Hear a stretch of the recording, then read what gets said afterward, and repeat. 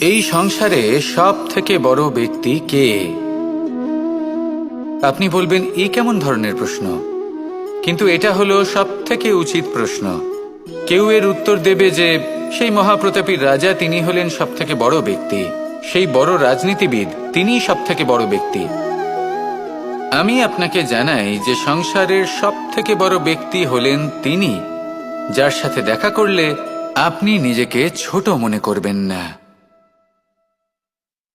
কোনো ব্যক্তি যিনি সব থেকে বেশি শক্তিশালী, আপনি যদি তার সামনে যান তাহলে উনি আপনার অন্তরের শক্তিকে বাইরে বের করে আনবে, আপনার অন্তরের লুকিয়ে থাকা শক্তিকে জাগ্রত করতে প্রেরণা প্রদান করবে।